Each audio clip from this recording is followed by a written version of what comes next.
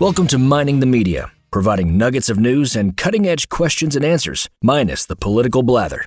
Here are your hosts, G.K. Allen and Dave Jeffers. Hey, everybody. Welcome back to Mining the Media. I'm Dave Jeffers, the producer and co-host. That's G.K. Allen, our creator and co-host. And we decided we wanted to do another G.K. Allen musical memories, meanderings, and musings.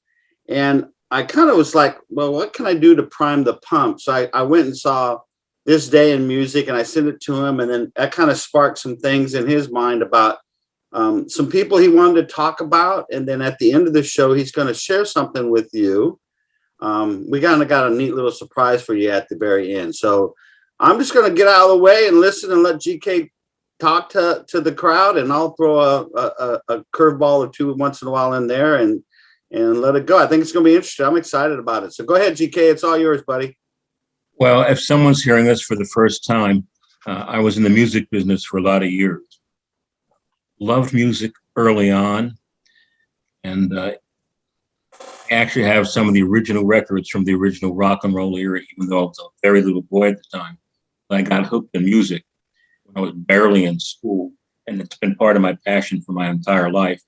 I spent about 21 to 24 years in various publications writing about it, so on and so forth. And I've been a musician, I've been a producer, drummer, so on and so forth. And what I thought it would be nice is to do something about musicians, either solo artists or bands, that need to be discovered or rediscovered, depending upon your age. So if we have some young listeners who want to discover some music, because frankly, the current state of pop music, whether it's rock and roll or country or soul, is very derivative. We're not living in a Renaissance age in music at all. There have been great periods like the 20s, jazz, the 30s and 40s with big band, the mid 50s, the late 50s, the original rock and roll. Then from about 1964 on, with the British invasion, which paralleled Stax Volt and Motown, there was a lot of great music and a lot of great eras. And I'm just going to tell you a little bit about some people that you may have heard of, you may not have heard of, but these are very important people who actually have left a footprint in music. I'm going to start off with Lonnie Mack, one of the greatest guitarists in the history of rock. And he really, if any one person can be given credit for inventing or popularizing, putting in motion what eventually was known as Southern rock, like Wet Willie, Allman Brothers, Leonard Skinner, those kind of bands, it was Lonnie Mack. He did an album called The Wham of That Memphis Man. That was his debut album. Memphis was a huge instrumental hit for him, loosely based on Chuck Berry's classic song. Came out in 1963. The album means a lot to me because my kid brother, who was only 9 at the time, saved his money from his allowance. He knew I loved Lonnie Mack because I had both of his first singles, and Glenn bought me the album. So it's something I treasure, and it means an awful lot to me as it relates to my late brother. But if you love genuine blue-eyed soul, if you love incredible guitar playing, people like Duane Allman and Stevie Ray Vaughan and Jimmy Page often cite Lonnie Mack as an influence. He had a raspy voice, great guitar player with his Fender Flying V, just an amazing musician. One of the problems he had after his initial hits was that, as one of his songs states, some people thought he was too country, some people thought he was too rock, some people thought he was too bluesy, because his music varied to a great extent, and a lot of it was an amalgam. But if you want to discover the man who, I say, this is a personal thing, but a lot of other people agree with me, if any one man is the seed or the root, if you will, of what became Southern rock, it was Lonnie Mack. He was incredibly soulful. He really was a great example of genuine blue-eyed soul. There was a British band in the 60s and 70s called Family. They had a cult following over here. They did play places like the Fillmore, so on and so forth. but they were bigger in England. And Family was a phenomenal progressive rock band. A lot of the players in Family became famous elsewhere. You may remember a band called Blind Faith with Stevie Winwood and Eric Clapton. Yeah. Well, the other part of Blind Faith was Rick Gretsch, who came from Family.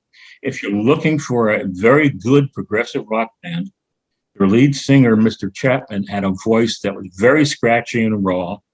They went into all kinds of directions. There was a lot of jazz influence, folk influence. They were really very, very inventive. They deserve to be rediscovered or discovered by younger people. And if you're going to do it, go online and check out Fearless or It's Only a Movie.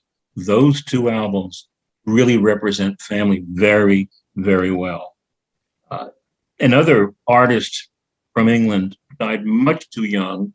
There's some controversy whether he just accidentally overdosed on antidepressants or committed suicide. There's a real story there. But he was discovered by a lot. He was one of these people who many songwriters were influenced by. Anybody deserves to discover, if you want to hear moody, somber music, but brilliant, and lyrics that say a lot poetically, in the less is more school.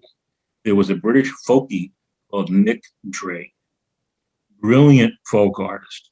How do you say his last name? Pardon me? How do you say his last name? Drake, D-R-A-K-E, Nick Drake. And in fact, a few years back, Volkswagen even lifted one of his songs from one of the commercials, so at least his estate made some money because he died a long time ago. And it is controversial whether he just simply, because he was suffering from serious depression, whether he just accidentally took one or two pills too many, because there was no suicide. But he was a very fine artist. And his music, if you could picture, in a sense, Van Morrison at his softest, folkiest, I think you'd probably like Nick Drake. Classically British, classically British. There was an American band that I think the reason they didn't become super huge was because they did a million different styles back in the 60s, early 70s, a band called Kaleidoscope. Jimmy Page, you may have heard of him, Led Zeppelin, said that Kaleidoscope was his favorite American band. Kaleidoscope did everything from Middle Eastern music.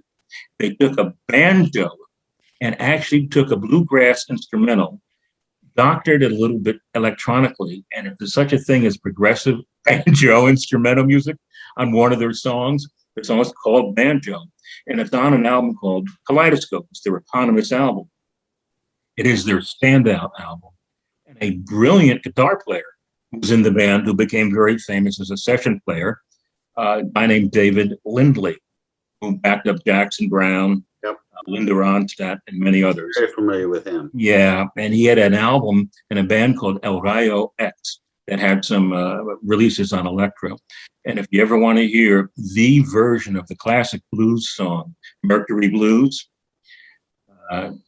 his version is better than Steve Miller's. His version is better than the original. It's phenomenal. But in any event, they have a song, Kaleidoscope has a song called 7-8 Sweet. A very long song. It runs somewhere around 9 or 10 minutes. Heavily influenced by Middle Eastern music. And it would segue brilliantly by anybody who loves Kashmir by Led Zeppelin. Absolutely wonderful band, Kaleidoscope. They were a musicians band. And Dave, I just sent you stuff before we started recording. The best electric slide blues guitarist I ever heard, live or on record, was Dave Hole, H-O-L-E. He's Australian. He's up in years now. He came out with his first release in America, which it was either in 1990 or 91. It was my album of the year when I was writing for the Press of Atlantic City. Wow. Yeah, and this album holds up well. It's called Short Fuse Blues. All his albums are good. His American debut was amazing because he recorded it in 3 days. And he had the courage, because he's also a vocalist, he had the courage to actually cover Jimi Hendrix and Fleetwood Mac, an old Freddie King song, and make it work for him. Because sometimes an artist like Joe Bonamassa is very popular, I don't particularly care for him, because to me he's very derivative. There's nothing original about him. He's a very good guitar technician, but I just find him a yawn because I don't think there's much to him. I think a lot of other players in the blues idiom are inferior to him. As it relates to Dave Hull, he had an accident years ago playing football, Australian football. I don't know if it was rugby or what, more than likely. But in any event, it hurt his pointer finger. So he started to play slide guitar while he had the cast on. He still wanted to keep playing. So if you can see my hand, most slide people have their hand like this as they move up and down the fretboard. He had to do it this way. He was over the top. His fingers are pointing toward the earth, not the sky. Brilliant electric player. Francine and I saw him in Miami Beach many, many years ago, late 80s, early 90s, at a great blues club down in Miami. He does a version of Albatross, which is a classic by the original Fleetwood Mac. I think it's the most beautiful rock and roll instrumental ever. But his version is darn close to Fleetwood Mac's. And he does a version, believe it or not. It takes courage to record a Jimi Hendrix song because Hendrix was so monumentally distinctive. His version of Purple Haze is fantastic. But if you get short fuse blues, you can go to davehull.com. He's got all kinds of samples and all that sort of thing. He's still based in Australia, born in England, lives in Australia. And he does a version. There's a really underrated guy named Don Nix, N-I-X, for what is now a classic, a song called Going Down. Beck recorded it. Freddie King popularized it. Chicken Shack did the best version of it I ever heard until I heard Dave Hull's version of Going Down. So if you love Dwayne Allman, if you love, who's another good, great slide player, Sonny Landreth, if you love Elmore James, check out Dave Hull. Bonnie Raitt, also another great guitar player. Bonnie. But you know, when you said about, now we said when he played the slide, he was playing it from the top. Yes, his hands were like this. I think Bonnie's done that a couple of times. And they well have. And I saw Stevie Ray Vaughan. We were just watching, Karen and I watched an episode of Austin City Limits, and it had Stevie Ray Vaughan. And he did that on a couple of songs, or maybe not the whole song, but he did. So it gives a slightly different tone. Yeah. And speaking of Stevie Ray Vaughan, I'm glad you mentioned his name. It goes back to what I said about Lonnie Mack. Lonnie Mack in the mid-'80s did an album called Strike Like Lightning on Alligator Records. And Stevie Ray Vaughan recorded it with him. He's on almost every track with Lonnie. Oh, yeah. Check out Strike Like Lightning, Lonnie Mack and Stevie Ray Vaughan. It is one of the 25 albums I will take to my grave. Can I tell you a quick story about Stevie Ray Vaughan? Oh, right ahead. I've interviewed him twice. He was a very nice man. Well, I got out of the Army for a year, and it was 1982. And me and my buddy, Howard Gillespie, and he was his black man, and they used to call us Salt and Pepper because we were inseparable. We worked together, we hung out together, and he said Elvin Bishop is coming to the Keystone in Berkeley. And I said, man, we got to go. I said, I'm bringing my album. I'm going to get Elvin Bishop to sign my album. And he said, all right, let's do it. So we got tickets, and we get up to Berkeley. We couldn't understand why everything is just going crazy downtown Broadway. Well, that they had what's known as the big game. Cal Stanford was that year, and but the crowd was around the corner of the building. They were waiting on tickets. Luckily, we had tickets. So anyway, we find us a spot, and I won't tell you what happened when I asked for Elvin Bishop's autograph. That's a whole nother story. But they had Elvin Bishop and John Lee Hooker would be playing with the Berkeley Blues Band. So we were all about it. So anyway, we're in there. We find us a nice little spot. We get us some snacks and a couple of adult beverages. And out comes this guy walking in.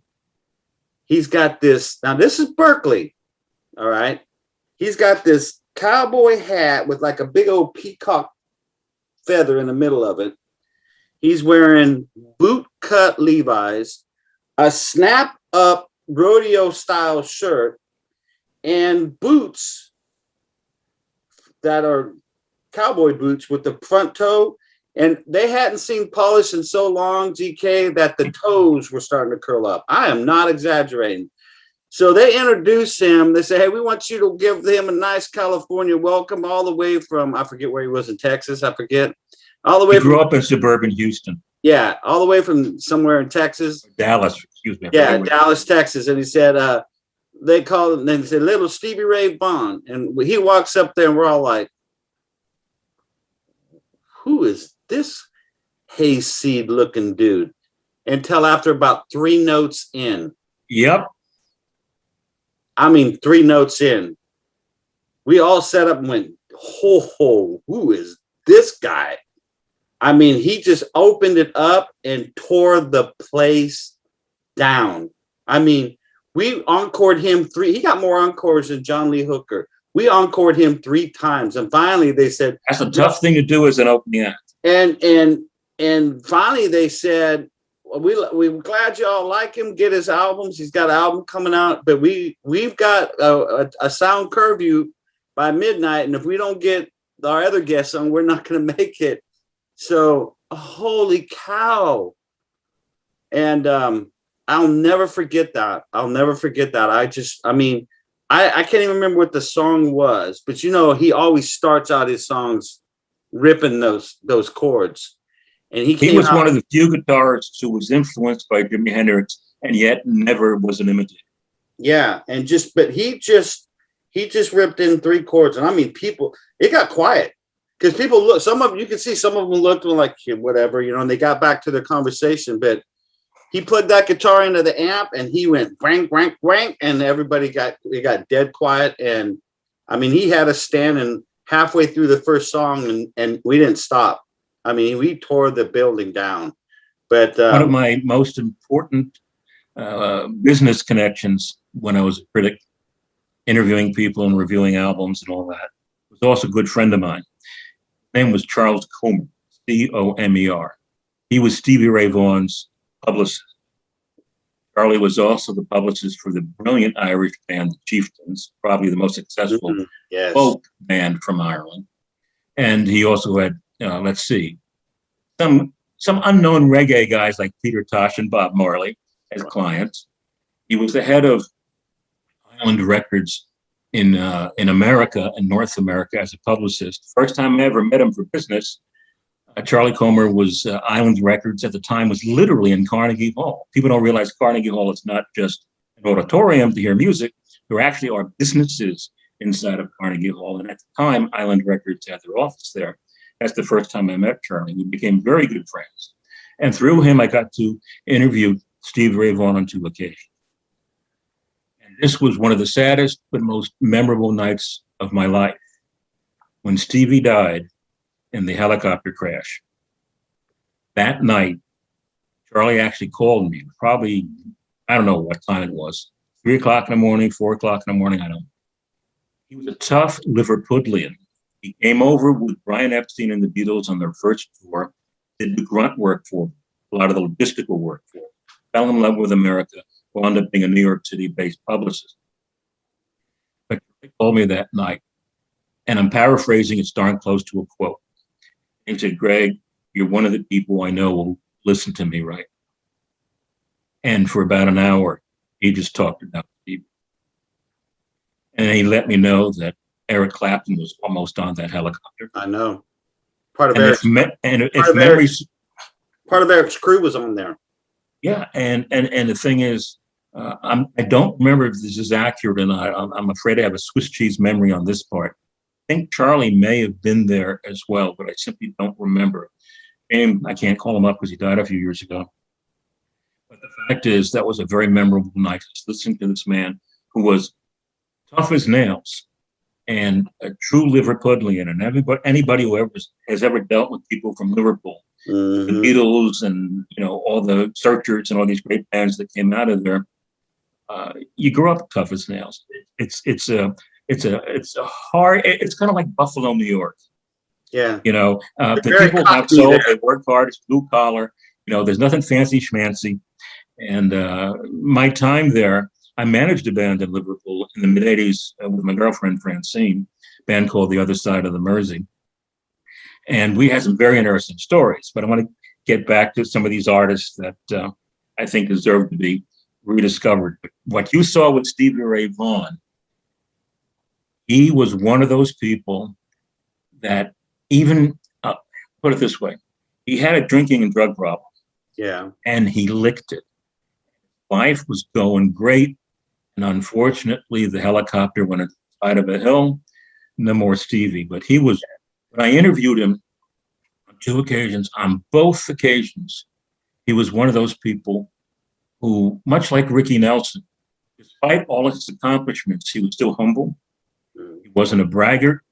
He was very honest. Tom Petty was the same way when I interviewed him. He was very direct. They weren't necessarily the most erudite people. They used simple language.